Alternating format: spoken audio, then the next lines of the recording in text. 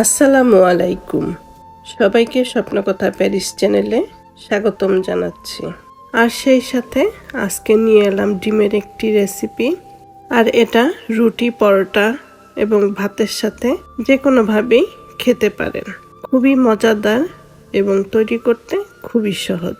আপনার হাতের কাছের উপকরণ দিয়েই এটা তৈরি করতে পারেন। তো চলে যাই মূল রেসিপিতে। প্রথমেই আমি নিয়ে নিলাম এখানে 5টা ডিম। আপনার যে কয়টা ডিম প্রয়োজন সে কয়টাই নিতে পারেন। তো আমি 5টা ডিম নিয়ে নিলাম। এখন এই 5টা ডিম আমি মিক্সড করে নিব। খুব ভালোভাবে মিক্সড করে নিতে হবে যাতে হলুদ অংশটা এবং সাদা অংশটা সব একসাথে হয়ে যায়।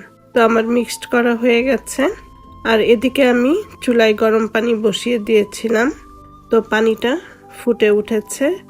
এখন এই যে ডিমটা মিক্সড করে রেখেছি এটা আমি ফুটন্ত পানির মধ্যে দিয়ে দিব। দিয়ে আমি 1 মিনিটের মতন অপেক্ষা করব। 1 মিনিট পর ডিমটা পানি থেকে ছেঁকে তুলে নিব। আর এই অবশিষ্ট পানিটা এটা কিন্তু ফেলে দিচ্ছি না। তো এটাও কাজে লাগবে, তো সেটা পরে বলছি। তো ফুটন্ত পানি থেকে ডিমগুলো তুলে নিয়ে নিলাম। এবার আরেকটি ফ্রাই প্যান আমি চুলায় বসিয়ে দিলাম। আর ফ্রাই প্যানটা গরম হলে দিয়ে দিলাম রান্নার তেল।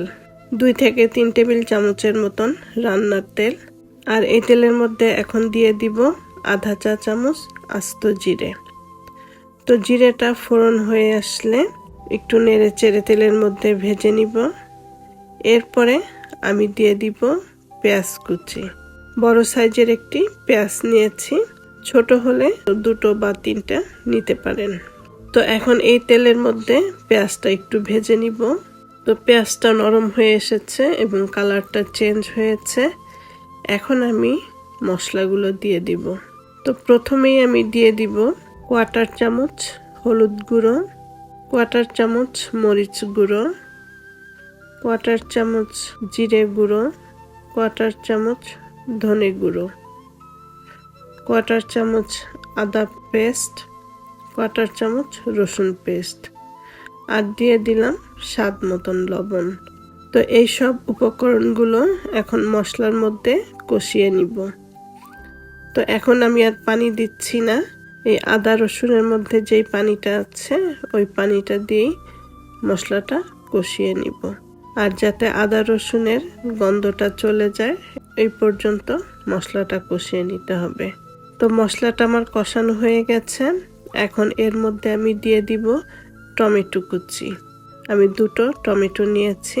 আপনি চাইলে আরও বেশিও নিতে পারেন, কোনো সমস্যা নেই। তবে বেশি টমেটো দিলে সাথে একটু চিনি দিতে হবে, নয়তো অনেক সময় দেখা যায় টমেটোটা একটু টক টক থাকে। তো চিনি দিলে সেই ব্যালেন্সটা ঠিক হয়ে যাবে। তো এখন এই মশলার মধ্যে টমেটোটা আমি একটু কষিয়ে নিব যাতে একটু গলা গলা ভাব হয়ে যায়। তো এখন অনেকটা টমেটো গলে গেছে। তো এই পর্যায়ে আমি দিয়ে দিব ফুটন্ত পানি থেকে যে ডিমটা উঠিয়েছিলাম সেই ডিমটা। তো ডিমটা একটু জমাট বেঁধে গেছে, এজন্য চামচ দিয়ে নেড়ে চেড়ে এটা আমি ভেঙে দিব। তো ভেঙে এটা মিশিয়ে দিব। এখন এই টমেটোর সাথে ডিমটা বেশ কিছুক্ষণ কষিয়ে নিব। তো কষিয়ে নেওয়ার পরে এই যে অবশিষ্ট ডিমের পানিটা ছিল সেই পানিটা দিয়ে দিব। পানিটা দিয়ে এখন ঢাকনা দিয়ে তারপরে জাল দিব। আর এটার ঝোলটা কতটুকু রাখবেন সেটা আপনার উপরে নির্ভর করে। ঝোলটা বেশি রাখতে চাইলে বেশিও রাখতে পারেন, অথবা একদম শুকিয়েও ফেলতে পারেন, অথবা একটু ভুনা ভুনা টাইপ করতে পারেন। তো যে কোনোভাবেই এটা করা যায়।